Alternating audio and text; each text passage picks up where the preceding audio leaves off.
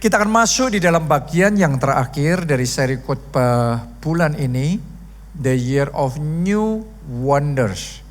Dan kali ini saya akan memperkenalkan saudara, membagikan kepada saudara tentang Tuhan sebagai Sang Maestro keajaiban. Karena yang namanya tahun keajaiban baru itu tidak terjadi sendiri. Ada sumbernya, ada source-nya, ada pribadi yang mengerjakan semuanya itu. Dan dialah Tuhan, dialah Yesus yang kita sembah. Amin. Jadi Yesus adalah Sang Maestro keajaiban. Kita tahu bahwa maestro adalah seorang seniman yang ahli. Artinya gini, kalau dia membuat satu karya seni, itu bukan karya yang biasa. Tapi mahakarya. Mahakarya yang hebat, yang orisinal, yang unik, yang luar biasa. Tahukah saudara, seperti itu juga karyanya Tuhan kita. Kalau dia mengerjakan sesuatu di dalam hidup saudara, di dalam keluarga saudara, saya mau yakinkan saudara, pekerjaannya gak pernah biasa-biasa. Saya yakinkan saudara, setiap perbuatan tangannya selalu mahakarya yang luar biasa. Itu yang kita sebut sebagai keajaiban. Dan yang hebat, Tuhan yang kita sembah tidak sekedar bekerja melakukan sedikit keajaiban, tapi dia mengerjakan banyak keajaiban. Kita baca terlebih dahulu di dalam Yohanes 11 ayatnya yang ke-47. Mari kita lihat di dalam versi Alkitab bahasa Indonesia masa kini. Saya bacakan ya. Karena itu orang-orang Farisi dan imam-imam kepala mengadakan rapat dengan mahkamah agama. Nah, Anda harus ngerti bahwa mereka ini adalah orang-orang yang gak suka sama Yesus. Mereka ini bukan satu kubu nih, tapi berseberangan dengan Yesus. Tapi bahkan pihak yang berseberangan pun terpaksa mengakui. Mari kita lihat apa yang mereka katakan. Mereka berkata, kita harus berbuat apa? Orang ini, Yesus ini membuat banyak keajaiban. Luar biasa saudaraku. Jadi yang dikerjakan Yesus, keajaibannya bukan sekali. Bukan cuma 2 kali, bukan cuma sesekali. Tapi yang dia kerjakan masif. Yang dia kerjakan banyak mujizat. Dari desa ke desa isinya adalah keajaiban. Dari kota ke kota terjadi mujizat demi mujizat, hal-hal yang tidak masuk akal, hal-hal yang bukan urusan biasa, tapi perkara yang terlalu ajaib buat pikiran dan bayangan kita sebagai manusia, terus dia kerjakan. Artinya gini, kalau yang dia kerjakan itu banyak, berarti keajaibannya tersedia untuk setiap orang. Oke, kalau yang dikerjakan cuma keajaiban sedikit, mungkin yang bisa mengalami juga segelintir orang. Nah, kadang-kadang sebagian orang punya persepsi yang keliru. Sebagian orang berpikir bahwa hanya orang-orang khusus saja yang bisa mengalami keajaiban. Mungkin hanya pendeta saja yang kalau berdoa dan doanya didengar dan dijawab oleh Tuhan. Karena keajaiban itu jarang-jarang. Keajaiban itu jumlahnya sedikit, jadi hanya mungkin orang tertentu saja yang mengalami. Mungkin ada benar kalau keajaibannya sedikit. Tapi kalau keajaibannya banyak, bahkan sangat banyak. Hari ini saya mau yakin dengan saudara, buatmu juga ada mujizat. Buatmu, buat setiap pribadi di tempat ini, buat Anda yang mengikuti secara online, keajaiban tersedia bagi setiap orang. Katakan amin.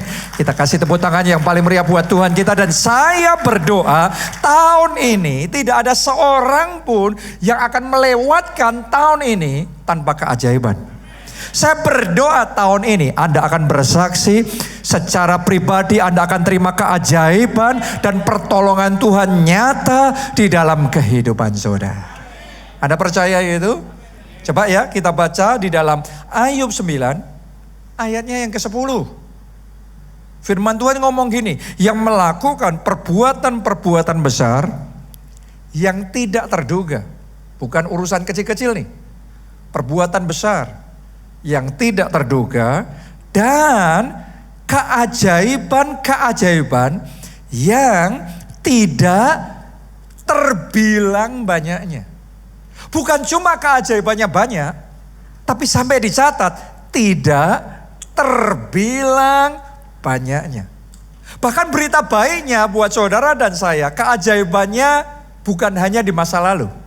Sampai hari ini dia masih bekerja, Yesus masih produktif, dia belum berhenti untuk berkarya, dia masih menghasilkan keajaiban baru lagi, keajaiban baru lagi. Dan doa saya, ini akan ada alami dalam hidup saudara. Januari ada keajaiban.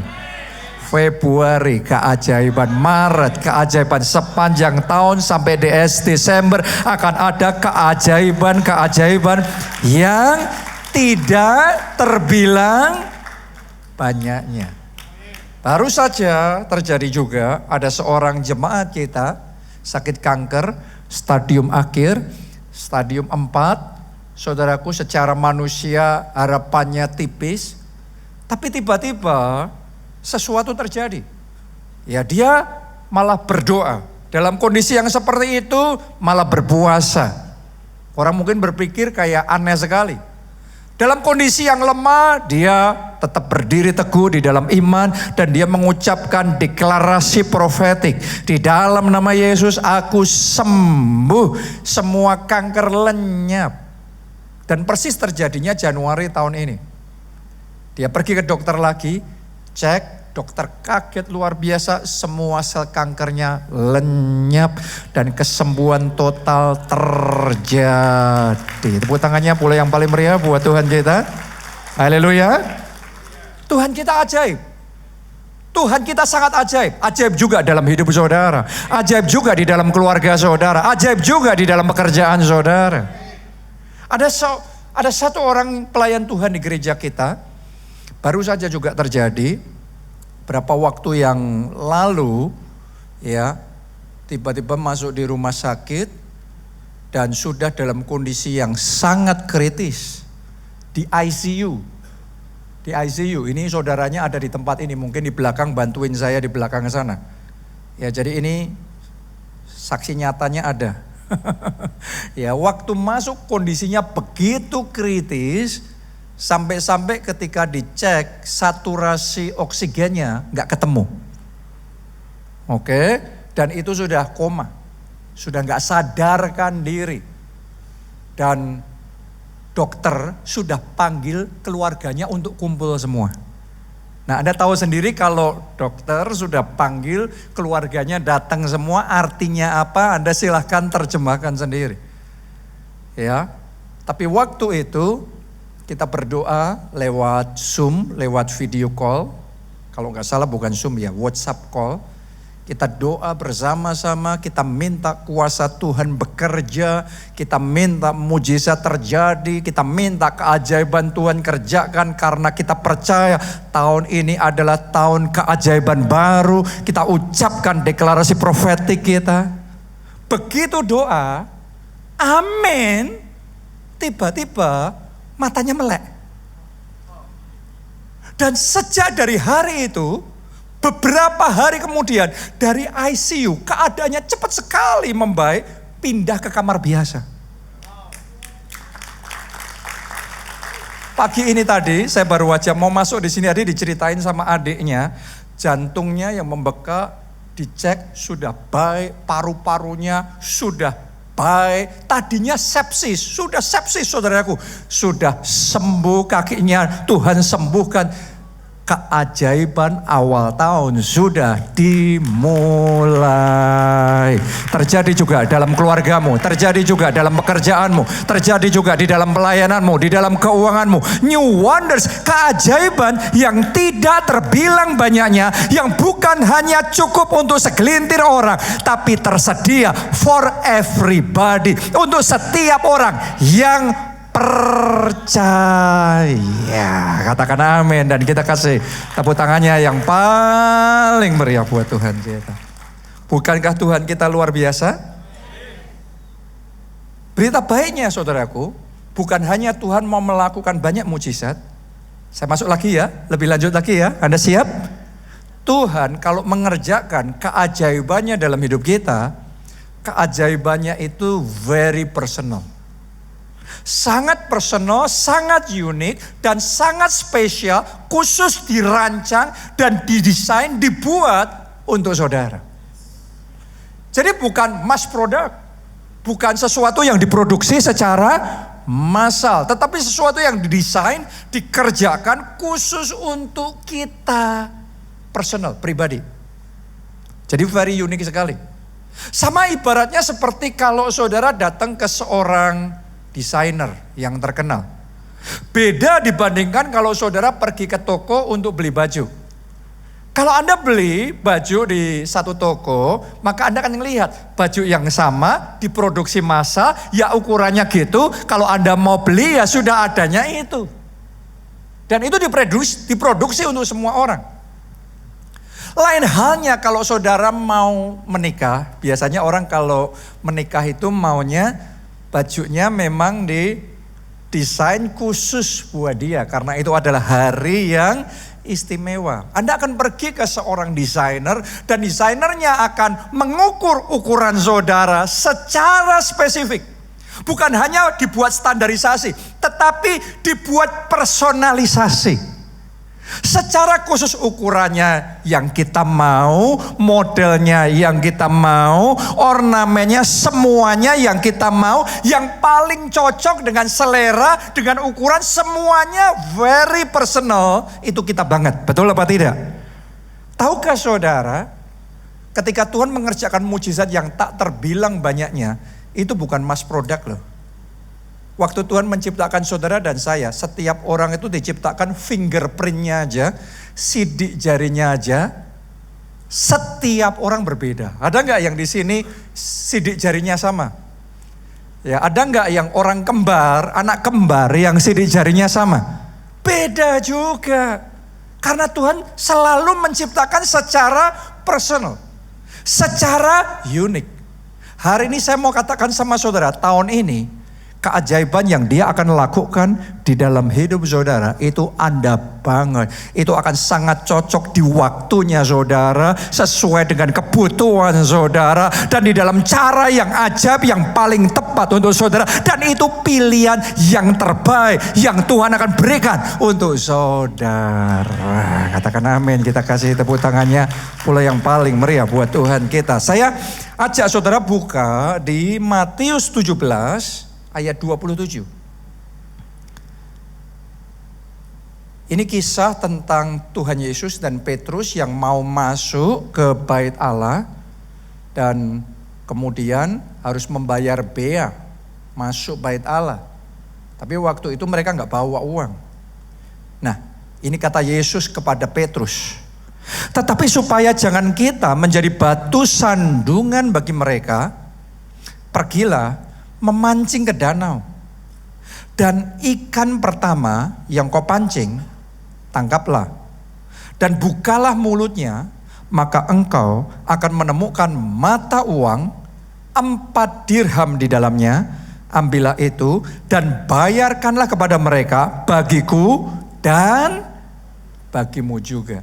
Nah, kalau Anda renungkan tentang kisah ini, Anda akan menyadari bahwa mujizat yang terjadi ini bukan mujizat yang besar, ibaratnya menemukan harta karun yang jumlahnya luar biasa, tapi ini hanya 4 dirham.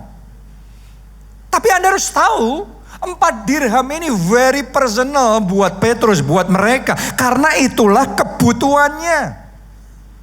Dan yang luar biasa saudaraku, ketika Tuhan mengerjakan mujizat ini, keajaiban ini, kok ia bisa dari ribuan atau ratusan ribu atau jutaan ikan yang ada di danau itu, ikan pertama itulah yang ditangkap Petrus. Dan ketika Petrus tangkap ikan pertama, kok bisa, kok ya tepat, ya ikan itu di dalamnya ada 4 dirham.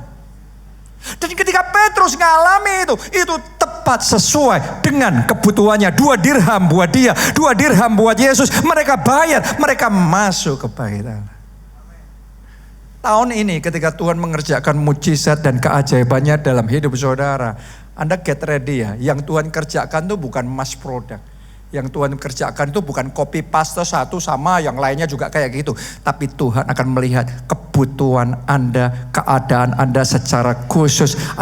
Tuhan akan jahitkan mujizat khusus buat saudara secara spesial, didesain dan dikerjakan secara khusus personal untuk hidup saudara. Amin. Karena inilah cara Tuhan bekerja.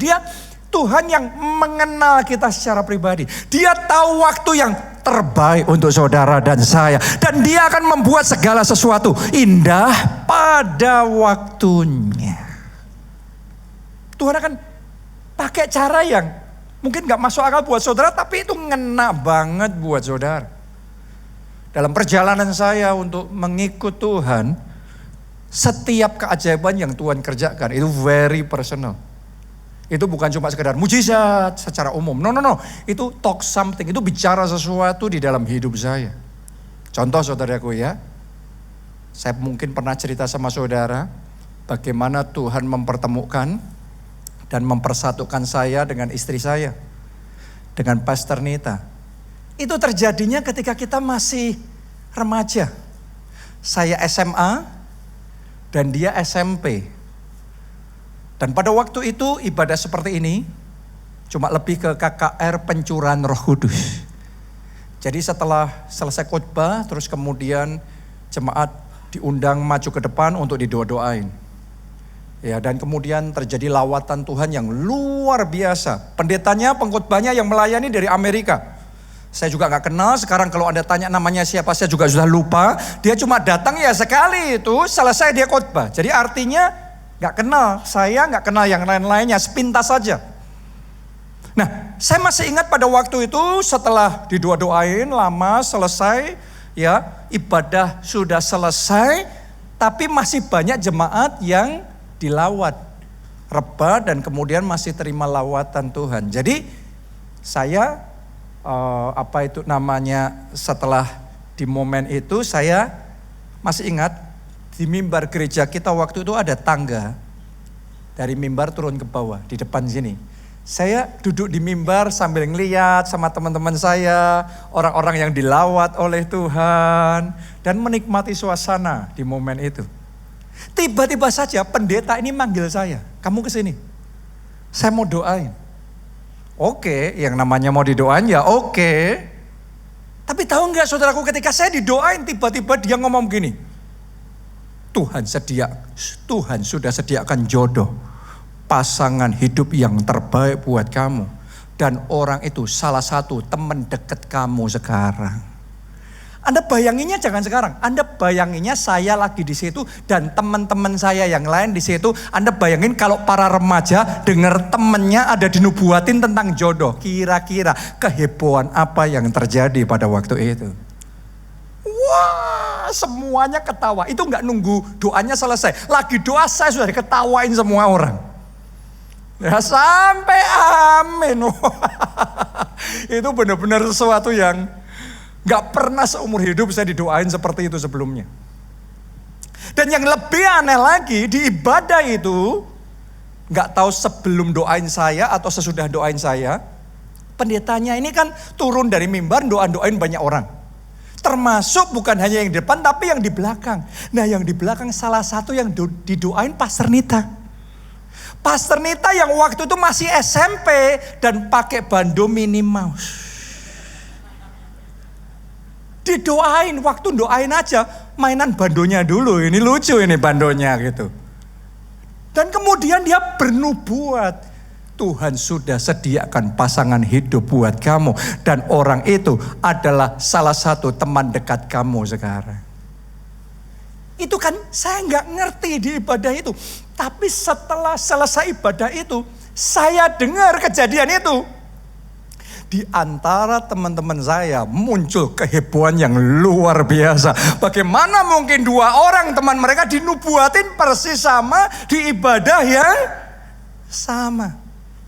Tapi singkat cerita, gak langsung ya, karena waktu itu kita cuma teman, kita bukan pacar sih. Ya, tapi dengan caranya yang ajaib, sekian tahun kemudian Tuhan mempersatukan kami dan akhirnya kami membangun sebuah pernikahan, sebuah keluarga sebagai suami istri yang bersama-sama melayani Tuhan sepenuh waktu, menggenapi rencana Tuhan dan membawa kemuliaan buat nama Tuhan.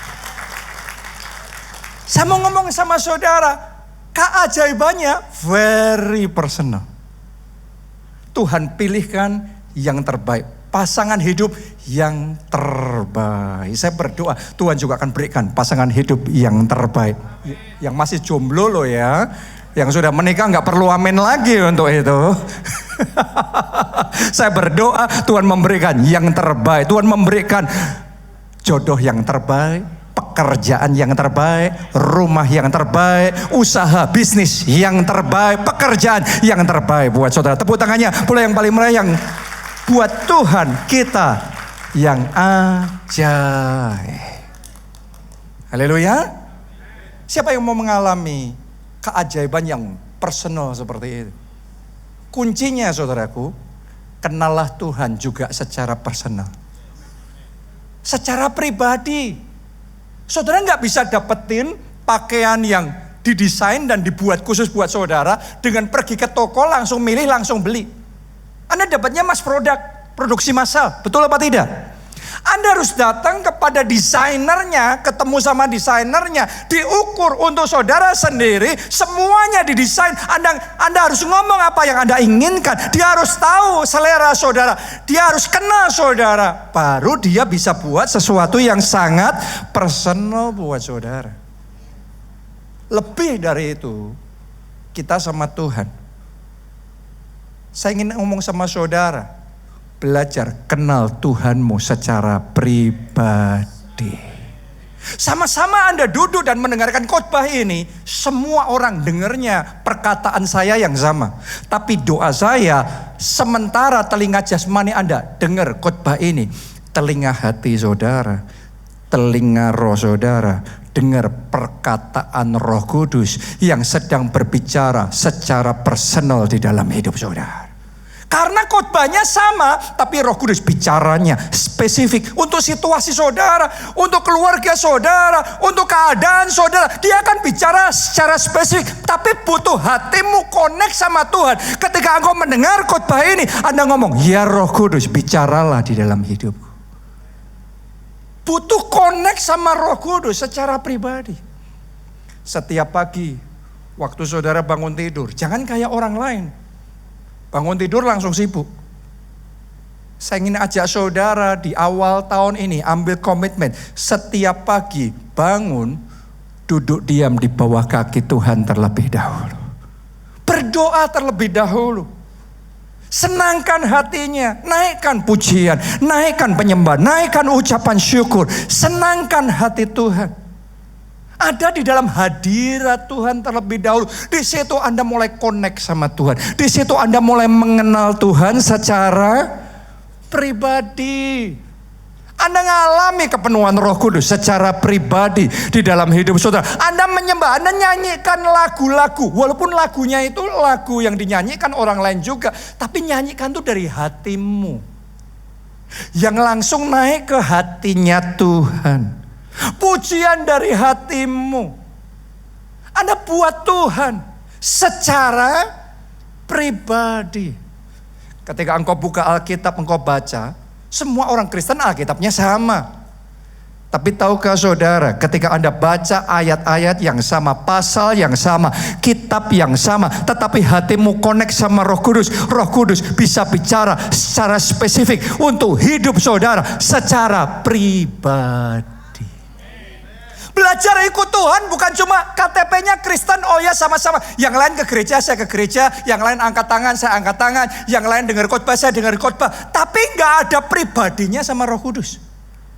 Tahun ini saya ajak saudara jalan secara pribadi dengan Tuhan. Ngomongan secara pribadi dengan Tuhan. Menyembah secara pribadi dengan Tuhan. Karena itu yang akan membedakan ketika engkau connect sama Tuhan. Ketika hatimu connect sama Tuhan. Ketika pikiranmu connect sama Tuhan. Dan Tuhan menjadi pribadi yang hidup. Itu kuncinya. Bukan cuma konsep tentang Tuhan. Tapi Anda kayak ngomongan sama Tuhan. Kayak Tuhan benar-benar pribadi yang hidup. Dia jadi sahabatmu. Dia jadi bapak yang baik di dalam kehidupan saudara. Dia jadi pribadi yang nyata dalam hidupmu. Itu adalah momen di mana nanti di dalam hidupmu akan dimulai lembaran yang baru. Ketika dia mengerjakan keajaibannya. Itu bukan cuma mass product. Tapi keajaiban demi keajaiban. Itu ada sidik jarinya Tuhan. Yang secara spesifik bekerja secara pribadi, secara personal dalam hidup saudara. Amin. Tahun ini ayo lebih dekat sama Tuhan.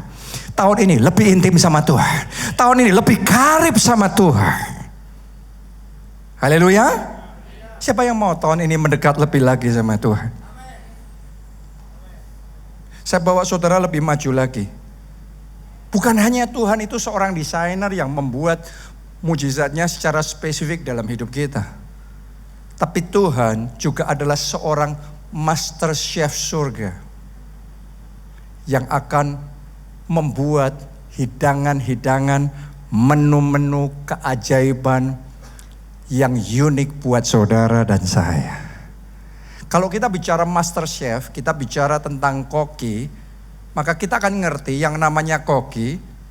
Semakin banyak dia punya bahan, maka semakin bervariasi menu yang dia bisa buat. Kalau bahannya sedikit ya paling gitu-gitu aja yang dia bisa buat. Nasi goreng mungkin gitu ya. Tapi kalau bahannya lengkap, maka kreasinya juga akan luar biasa. Semakin banyak menu-menu yang istimewa yang dia bisa buat. Dan doa saya tahun ini keajaiban yang Tuhan kerjakan dalam hidup saudara adalah keajaiban yang istimewa. Keajaiban yang langka. Percaya enggak saudaraku bahwa ada keajaiban tapi ada keajaiban. Ada keajaiban yang biasa kita dengar tapi akan ada keajaiban yang langka, yang jarang, yang rare, yang super rare. Untuk kita dengar. Nah, untuk seorang chef membuat menu yang langka seperti itu, tentunya dia juga akan butuh bahan-bahan yang langka juga. Betul apa tidak? Misalnya, ada kaviar, ada jamur travo putih, ada rempah saffron yang nilainya lebih mahal dari emas. Nah, waktu saya sebutkan bahan-bahan ini, mungkin kebanyakan dari kita, kecuali Anda orang yang memang penggemar di dunia kuliner itu, tapi mayoritas orang akan mungkin gak pernah dengar, mungkin jarang dengar tentang itu. Ini adalah termasuk kategori bahan yang langka. Ya, tapi ketika seorang chef punya bahan yang langka itu, dia bisa membuat menu yang langka juga untuk disajikan di dalam hidangannya. Nah, saya mau ngomong begini sama saudara, bahwa Tuhan kita di surga saya yakin gudangnya penuh dengan bahan-bahan yang langka. Yang tidak terbatas apapun tersedia di surga. Karena itu ketika dia membuat keajaiban di dalam kehidupan kita, dia juga bisa membuat keajaiban yang langka. Yang jarang terdengar, yang mungkin hanya terdengar di cerita-cerita. Contoh ya, supaya gampang untuk kita memahaminya, itu tepat yang dialami oleh Ruth. Ruth itu waktu ikut sama mertuanya, namanya siapa? Naomi. Dia itu kerja hanya untuk survive. Dia mengumpulkan jelai-jelai yang jatuh ke tanah, dipungutin, dibawa pulang supaya bisa makan. That's it. Dia gak berpikiran aneh-aneh. Tapi yang luar biasa saudaraku, cara Tuhan bekerja di dalam kehidupan Ruth, ternyata Ruth digiring sama Tuhan, ngumpulkan jelainya di ladang seorang pria namanya Boas. Dan Boas ini bukan pria biasa. Boas ini konglomeratnya di kota itu. Oke, dan yang ajaib ketika Boas ngelihat Ruth, ada something kretek in his heart. Ada sesuatu yang getaran yang dia rasakan di dalam hatinya. Entah gimana, kok bisa Boas jatuh cinta sama Ruth. Padahal harusnya kalau bicara level sosial ekonomi jauh banget. Ini konglomerat itu orang yang memungut di ladangnya. Ini kalau saya renungkan itu benar-benar kayak drama Korea beneran. CEO jatuh cinta sama pegawai biasa. Bener gak? Ya orang zaman sekarang aja nganggap itu adalah cerita, itu cuma film.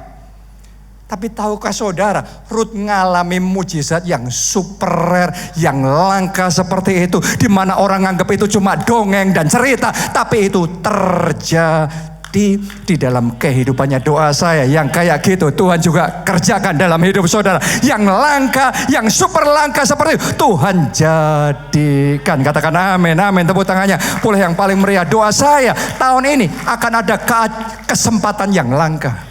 Akan ada proyek-proyek yang langka, yang Tuhan akan kerjakan, yang Tuhan akan percayakan di dalam kehidupan saudara. Tuhan bisa loh kerjakan buat Ruth. Tuhan juga bisa kerjakan untuk keluarga saudara. Tuhan bisa berikan pekerjaan yang langka buat saudara. Kesempatan yang langka, kesempatan emas yang harusnya gak ada.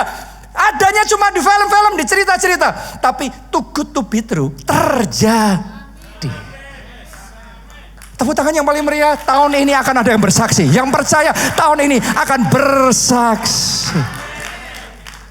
Saya pun juga ngalami itu. Dalam sejarah gereja kita hampir 37 tahun. Biasanya saudaraku kalau gereja di mana-mana, Anda tanya deh. Di mana-mana kalau gereja kepengen punya gedung gereja sendiri, itu dimulai dari pertama cari tanah. Beli tanahnya dapat, terus kemudian mengurus perizinannya. Setelah mengurus perizinannya, terus mulai bangun pelan-pelan. Sampai jadi, benar apa tidak? Nah dalam konteks kita ini, sekian tahun yang lalu sebelum masa pandemi, kita nih kayak ngerasain favor Tuhan yang luar biasa. Sehingga gereja kita ini, khususnya yang di Jakarta, Tuhan buat mujizat yang sangat spektakuler. Tuhan kasih Soho Capital lantai 11 ini kepada kita. Dan buat kita di masa itu, sekarang aja masih. Tapi apalagi di masa itu, kita nganggap ini sesuatu yang besar sekali buat kita. Tuhan kasih satu lantai di Soho Capital, sesuatu yang tidak terbayangkan. Berapa harganya di sini per meter persegi? Apalagi ini high ceiling, bukan low ceiling. Itu beda lagi nilainya. Dan dikali satu lantai itu sesuatu yang sangat besar. Saking besarnya buat kita waktu itu, saya ngomong sama Pak Obaja, saya ngomong sama Bu Nita. Wah kita bersyukur banget Tuhan sudah kasih yang terbaik untuk Jakarta. Sekarang fokus kita gantian berjuang untuk gereja kita di kota-kota yang lain. Kita mikirnya gitu karena sudah cukup yang Tuhan kasih. Kebesaran kebaikan Tuhan di Jakarta itu luar biasa. Itu yang saya omongin. Tapi tahukah saudara, kalau Tuhan mau ngasih sama kita siap gak siap? Tuhan kasih sama kita. Kita kepikiran gak kepikiran? Tuhan kasih sama kita. Di momen yang saya posisinya sudah gak lagi mikir untuk cari tempat baru di Jakarta, tiba-tiba kesempatan baru muncul. Tiba-tiba kita ditawarin tempat di PIK, di Pantai Indah Kapuk. Ya tiba-tiba tempat itu di depan, ditawarkan di depan kita. Sudah lengkap, ada dengan izin gerejanya, dengan desainnya semuanya. Tinggal bangun. Itu kayak gak kepikir banget, itu sesuatu yang beyond us. Gak ada di dalam planning, rencana sama sekali. Dan yang luar biasa, Tuhan menyertai kita dengan ajaib. Justru di masa pandemi, ketika segala sesuatu berhenti, pembangunan itu jalan sendiri. Dalam waktu 2 tahun jadi, September 2022, gedung kita, Haleluya Center, PIK, opening pada waktu itu untuk kemuliaan nama Tuhan. Kita mikirnya segini, Tuhan kerjakannya beyond. Ini super langka, kita nggak memulai dari bawah, kita membypass semua proses itu dan langsung jadi. Saya berdoa dan saya ngerasain dalam hati saya, ada orang di tempat ini ketika saya cerita tentang mujizat super langka dari semua bagian khotbah yang saya ceritakan hari ini, yang ini jadi rema buat saudara, dan doa saya tahun ini terjadi proyek yang super langka, berkat yang super langka, mujizat yang super langka, jawaban doa yang super langka Tuhan kerjakan di dalam hidup saudara. Kalau Ruth bisa ngalami mujizat yang super langka, Anda juga. Tepuk tangannya boleh yang paling meriah buat Tuhan kita. Bahkan bukan hanya yang super langka yang Tuhan bisa kerjakan sebagai master chef surga, dia bisa kerjakan keajaiban yang super unik. Kalau tadi langka, ini unik. Ya, ibaratnya saudaraku, chef itu ada material-material yang tidak lazim, tidak biasanya. Contoh nih ya, ikan fugu di Jepang yang beracun. Lah, kok bahan yang beracun yang dikumpulin, yang dipakai? Eskamos di Meksiko, telur semut yang jadi bahan makanan mahal. Saya aja gak ngerti saudara, ini apa ini? Mungkin Pak Roni yang tahu urusan kayak gini nih. Bahan yang seperti ini. Tapi yang luar biasa, bahan yang sama di tangan chef biasa itu bahaya karena beracun. Tapi bahan yang sama di tangan master chef itu jadi makanan yang premium, makanan yang enak, makanan yang istimewa. Jadi hidangan yang dibuat bukan hidangan yang biasa, tapi hidangan yang unik.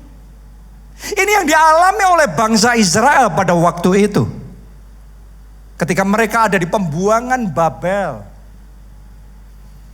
Sejak dari awal bulan ini, awal tahun ini, rema khotbah yang kita sampaikan adalah Tuhan berjanji, aku akan membuat jalan di padang gurun dan sungai-sungai di tempat-tempat yang kering. Benar apa tidak? Itu rema sejak dari awal tahun ini. Itu kisah nubuatan disampaikan kepada bangsa Israel yang ada dalam pembuangan Babel. Ya. Tapi yang hebat, cara Tuhan menyelamatkan umatnya itu sangat unik sekali. Kalau di babak yang dulu mereka diperbudak Mesir, yang dipakai Tuhan menyelamatkan umatnya adalah Musa. Musa itu juga umat Israel yang dipanggil jadi nabi, disertai dengan kuasa Allah yang besar, melakukan mujizat yang spektakuler. Tapi ketika bangsa Israel di pembuangan Babel, yang dipakai oleh Tuhan menyelamatkan umatnya bukan sesama umatnya, tapi orang yang sama sekali gak mereka kenal. Orang yang bahkan tidak menyembah Allah Yehova. Namanya ada Raja Kores. Dia penguasa yang baru, Raja Persia, yang seharusnya sangat berbahaya. Dia bisa membuat polisi kebijakan untuk menekan, menindas, mempersekusi umat Tuhan. Tapi yang hebat, dari Raja Kores ini justru yang dipakai oleh Tuhan membawa keselamatan buat umat Tuhan. Kita baca ya, 2 Tawarik 36 ayat 23. Beginilah perintah Kores, Raja Persia. Segala kerajaan di bumi telah dikaruniakan kepadaku oleh Tuhan Allah semesta langit. Lihat nih saudaraku, orang yang gak menyembah Allah Yehova ngomong begini, Ia menugaskan aku. Coba Anda renungin, Raja Kores loh, ngomong Allah Yehova menugaskan aku untuk mendirikan rumah baginya di Yerusalem yang terletak di Yehuda. Siapa di antara kamu termasuk umatnya, Tuhan Allahnya menyertainya, dan biarlah ia berangkat pulang. Coba Anda renungkan ini. Yang bukan umatnya, yang tidak menyembah Allahnya, justru yang dipilih, justru yang dipakai, justru yang diurapi oleh Tuhan untuk membawa bangsa Israel pulang dari pembuangan Babel, bahkan membangun bait Tuhannya. Kasih tepuk tangan yang paling meriah buat Tuhan. nggak lazim, ini nggak biasa. Biasanya Tuhan bangkitkan raja orang Israel yang baru, nabi Israel yang hebat diurapi. Ini enggak, ini rajanya musuh. Orang yang nggak kenal Tuhan yang dipakai untuk menyelamatkan umatnya. Kadang-kadang sebagian orang berpikir, kalau aku mau ngelunasin semuanya ini, mungkin Tuhan jamah hati orang tuaku. Mungkin Tuhan pakai keluargaku yang itu untuk membantu aku supaya bebas hutang. Bisa. Tuhan bisa pakai orang tua, Tuhan bisa pakai keluarga. Tapi mari saya beritahu saudara, jangan batasi Tuhan. Mulai sekarang saya mau katakan dalam nama Yesus, jangan batasi Tuhan. Tuhan punya 1001 cara. Tuhan bisa pakai apa saja dan siapa saja untuk menolong kita, untuk membuka jalan buat kita, untuk mendatangkan keselamatannya di dalam hidup kita. Tuhan bisa pakai keluarga saudara. Tapi Tuhan juga bisa pakai orang yang tidak Anda kenal. Tuhan juga bisa pakai musuh saudara. Anda percaya enggak? Tuhan bisa pakai musuh saudara untuk mendatangkan keselamatannya dalam hidup saudara. Apa saja dan siapa saja yang paling tidak lazim, yang paling tidak masuk akal, Tuhan bisa kerjakan di dalam hidup saudara. Jadi hari ini, tahun ini, kalau Anda mau mengalami new wonders, keajaiban yang baru, stay open, terbuka terhadap pimpinan Tuhan, terbuka terhadap cara Tuhan bekerja, dan jangan pernah batasi Tuhan bekerja dalam hidup saudara. Yang terakhir sekarang, mungkin ada di antara saudara yang ngomong, Pak, tapi dalam hidup saya nggak punya banyak, saya punyanya cuma sedikit. Apakah Tuhan masih bisa bekerja dalam hidup saya? Saya mau katakan sama saudara, anak kecil yang punyanya cuma 5 roti dan 2 ikan, Tuhan masih bisa bekerja. 5 roti 2 ikan itu diberkati oleh Tuhan, berlipat ganda, bisa memberi makan 5.000 orang laki-laki dan sisa 12 bakul. Saya mau katakan sama saudara, yang sedikit di tanganmu, tapi engkau serahkan di tangan Tuhan, diberkati oleh Tuhan, akan Tuhan pakai untuk mengerjakan yang banyak, yang besar, yang lebih dari yang kau pikirkan dan bayangkan. Bahkan setelahnya akan ada sisa, akan ada kelimpahan, masih Tuhan kerjakan di dalam hidup saudara. Jadi ini Tuhan kita. Kalau ada di antara saudara yang berkata, Pak, saya bahkan gak punya sedikit, saya punyanya cuma 1 saja yang tersisa. Hari ini saya mau ngomong sama saudara, Musa juga cuma punya 1 tongkat di tangannya. Dia gak punya yang lain. Dia punyanya cuma tongkat. Tapi 1 tongkat yang diurapi oleh Tuhan bisa dipakai oleh Tuhan untuk membelah lautan, untuk melakukan mujizat-mujizat keajaiban yang tidak masuk akal. Karena kuasanya tidak terbatas. Keterbatasanmu tidak membatasi Tuhan melakukan keajaibannya yang tidak terbatas. Bahkan kalau seandainya Anda ngomong, 1 pun saya nggak punya. No, nggak ada sama sekali. Saya mau ngomong sama saudara yang sudah nggak punya harapan, nggak punya pegangan, nggak punya sesuatu yang engkau andalkan dalam kehidupan saudara. Tuhan masih mampu. Tuhan masih bisa bekerja dalam hidup saudara. Kalau Anda masih ingat khotbah 2 minggu yang lalu, Raja Yosafat yang sedang beraliansi dengan Raja Israel dan Raja Amon untuk berperang melawan Moab. Masih ingat kisah itu? Mereka ada dalam situasi yang susah. Kehabisan air, airnya habis. Mau perang tapi gak ada air, mati. Rajanya terancam mati, semua tentaranya terancam mati. Tapi di momen yang menentukan, mereka datang sama Tuhan. Melalui hambanya Nabi Elisa, disampaikan firman Tuhan, bangun parit-parit. Karena kata Tuhan, tidak akan ada angin yang membawa awan. Dan tidak akan ada hujan. Tapi yang parit-parit kosong itu, aku akan buat penuh. Yang kosong Tuhan ngomong aku buat penuh. Padahal gak ada. Kalau yang lainnya mungkin masih ada 5 roti, 2 ikan. Ini gak ada. Parit-parit bendungan yang kosong Tuhan ngomong aku buat penuh. Dan beberapa saat kemudian tepat seperti itu yang terjadi. Out of nowhere. Secara tidak terduga. Tuhan buat ada aliran air dari pegunungan Amon. Dari dataran tinggi bisa ngalir masuk sampai ke bawah. Gak ada hujan, gak ada angin. Parit-parit yang kosong penuh. Saya nubuatkan dan saya lihat dengan mata iman saya ada orang-orang di tempat ini yang saat ini Anda keadaannya kosong. Tapi saya mau katakan Anda hari ini percaya dengan firman Tuhan. Anda tangkap rema tahun ini adalah the year of new wonders. Ini bukan rema buat orang lain. Tapi ini rema secara khusus. Tuhan bicara sama saudara dan engkau percaya. Saya nubuatkan tahun ini. Yang kosong Tuhan penuhkan.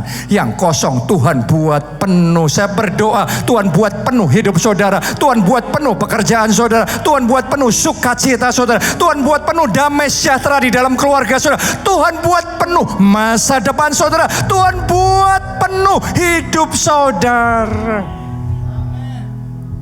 Karena Dia Allah yang tidak terbatas. Dan Dia sanggup lakukan segala perkara. Anda percaya? Yang yakin firman hari ini untuk saudara. Mari bangkit berdiri, nyanyikan lagu ini.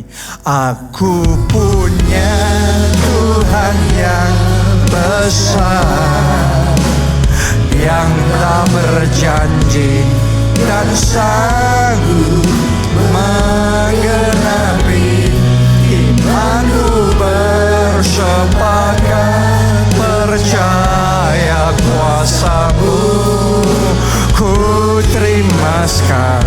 Jangan menyanyikan lagu ini biasa ya. Personal dari hatimu ke hati Tuhan. Angkat 2 tanganmu, mari katakan bersama. Aku punya Tuhan yang besar, yang telah berjanji dan sanggup menggenapi imanku bersepakat percaya kuasa-Mu, ku terima sekarang kemenangan. Sekali lagi, mari segenap hati. Aku punya Tuhan yang besar, yang telah berjanji dan sanggup menggenapi imanku bersepakat percaya kuasa-Mu, ku terima sekarang kemenangan dari-Mu. Saya berdoa ada iman di hati saudara untuk berkata, firman Tuhan hari ini buat saya. Buat saya. Dan hari ini tangkap janji Tuhan ini. Dia yang membuat keajaiban-keajaiban yang tidak terbilang banyaknya. It's enough, more than enough for everybody. Lebih dari cukup buat setiap orang. Bukan hanya segelintir orang. Bukan hanya orang tertentu. Tapi buat saudara juga. Anda juga. Anda juga. Anda yang percaya firman Tuhan ini buat saudara. Anda yang percaya keajaiban juga tersedia buat Anda secara pribadi. Angkat 2 tangan saudara. Katakan terima kasih Tuhan. Aku percaya. Mari berdoa. Naikkan pujian. Katakan aku percaya. Aku percaya. Tahun ini tahun keajaiban baru. Buat keluargaku. Buat hidupku. Buat pernikahanku. Buat kesehatanku. Buat masa depanku aku percaya. Buat pekerjaan, buat keuanganku, buat pelayananku, aku percaya. Kami percaya Tuhan, kami percaya. Terima kasih karena ada bagianku, ada keajaibanku, ada mujizatku. Aku percaya. bersaksi. Aku juga akan bersaksi. Tahun ini Tuhan yang mengadakan keajaiban yang tak terbilang banyaknya. Terima kasih. Terima kasih. Syukur bagimu. Syukur bagimu Tuhan. Terima kasih. Terima kasih ya Roh Kudus. Thank you Jesus. Thank you Jesus. Yang terakhir saudaraku, ketika Tuhan mengerjakan mujizatnya secara personal, itu tailor-made, yang didesain dan dikerjakan secara khusus buat kita. Bukan buat orang lain, tapi buat kita secara personal. Di sisi yang lain Tuhan juga mau kita kenal Tuhan secara personal.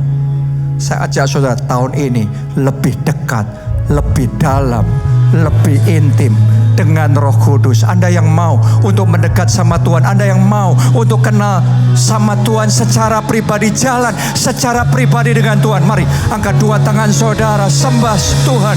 Katakan bahwa aku lebih dekat. Aku mau belajar lebih kenal. Isi hatimu ya Tuhan. Isi hatimu. Ajari aku mengenal Kau lebih dalam. Ajari aku firman-Mu, jalan-jalan-Mu ya Tuhan. Ajari aku Tuhan, supaya aku bisa menangkap isi hati-Mu, rancangan-Mu dalam hidupku.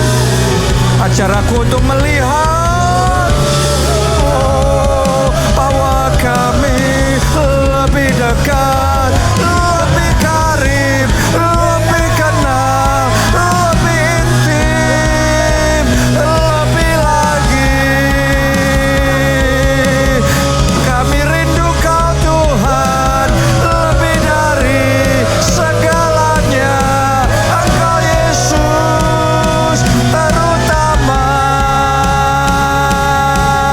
Terima kasih ya Tuhan, bahwa kami lebih sungguh, lebih taat, lebih komit dengan-Mu. Ini hidup kami Tuhan, ini hidup kami milik Tuhan, hidup kami milik Yesus. Haleluya, terima kasih ya Roh Kudus. Mari katakan bersama-sama. Aku punya Tuhan yang besar, yang telah berjanji dan sanggup menggenapi.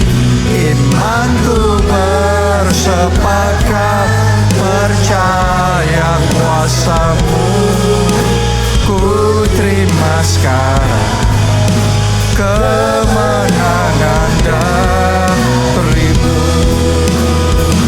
Imanku bersepakat percaya kuasa-Mu. Ku terima sekarang kemenangan darimu. Yang terakhir katakan, imanku bersepakat